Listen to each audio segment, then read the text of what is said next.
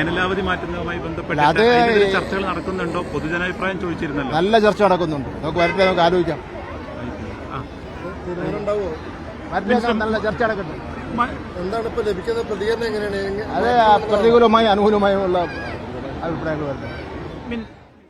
നമ്മുടെ വിദ്യാഭ്യാസ ചട്ടമനുസരിച്ചും കേന്ദ്ര വിദ്യാഭ്യാസ നിയമമായിരുന്നാലും സംസ്ഥാന വിദ്യാഭ്യാസ നിയമമായിരുന്നാലും കേരള എഡ്യൂക്കേഷൻ KER ആയിരുന്നാലും ഏതൊരു വിദ്യാഭ്യാസ സ്ഥാപനം ആരംഭിക്കണമെങ്കിലും ഗവൺമെന്റിന്റെ ഒരു NOC വാങ്ങിയിട്ടുണ്ട്.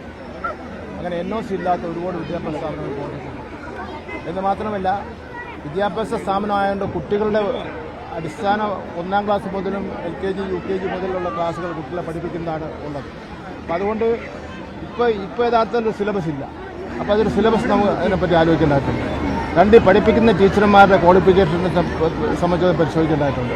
അങ്ങനെ സമൂലമായ ഒരു മാറ്റം വരുത്തണമെന്നുള്ളതാണ് ഞാൻ സൂചിപ്പിച്ചത്. വിദ്യാഭ്യാസ കച്ചവടം നടത്തുന്നു എന്നുള്ളതാണ് ഒരു വിലയിരുത്തൽ. വിദ്യാഭ്യാസ കച്ചവടം, അതായത് ഇപ്പോൾ ചില വളരെ അപൂർവം ചില വിദ്യാഭ്യാസ സ്ഥാപനങ്ങളിൽ 1 ലക്ഷം രൂപ 2 ലക്ഷം രൂപയൊക്കെ ഡിപ്പോസിറ്റ് വാങ്ങുന്നു, തിരിച്ചു കൊടുക്കാമെന്ന് പറഞ്ഞിട്ട് വലിയ രൂപത്തിലുള്ള ഫീസ് വാങ്ങുന്നുണ്ട്.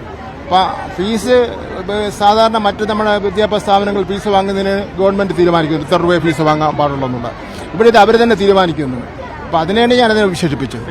ഈ വേനലാവധി മാറ്റുന്നതുമായി ബന്ധപ്പെട്ട് ചർച്ചകൾ നടക്കുന്നുണ്ടോ? പൊതുജനാഭിപ്രായം ചോദിച്ചിരുന്നല്ലോ. നല്ല ചർച്ച നടക്കുന്നുണ്ട്. നമുക്ക് വരട്ടെ, നമുക്ക് ആലോചിക്കാം. നല്ല ചർച്ച നടക്കുന്നുണ്ട്. എന്താണ് ഇപ്പൊ ലഭിക്കുന്ന പ്രതികരണം? എങ്ങനെയാണ്? അതെ, പ്രതികൂലമായി അനുകൂലമായുള്ള അഭിപ്രായങ്ങൾ വരുന്നത്. മറ്റൊരു കാര്യമുള്ളത്, ഇപ്പൊ നമ്മൾ ആടുജീവിതം അടക്കം ദേശീയ സിനിമയിൽ നിന്ന് ഒഴിവാക്കിയിരിക്കുകയാണ് അതിന്റെ പുരസ്കാരത്തിൽ നിന്ന്. അപ്പൊ എങ്ങനെയാണ് അതിന്? ഞാൻ പറഞ്ഞല്ലോ, അതിലൊരു പക്ഷപാതിത്വമോ ഒരു മുൻകൂർ ധാരണയോ വെച്ചുകൊണ്ടുള്ള നടപടിയാണ് ആടുജീവിതത്തെ ഒഴിവാക്കിയത്.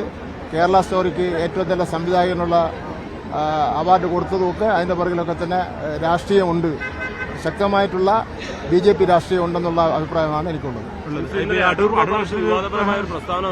അല്ല, അദ്ദേഹം തന്നെ അവന് തിരുത്തി പറഞ്ഞിട്ടുണ്ട്. തെറ്റിദ്ധാരണ ഉണ്ടാകുന്ന രൂപത്തിലാണ് പത്രങ്ങൾ വന്നിട്ടുള്ളതെന്നുള്ള വിവരം അദ്ദേഹം തിരുത്തി പറഞ്ഞിട്ടുണ്ട്. മന്ത്രി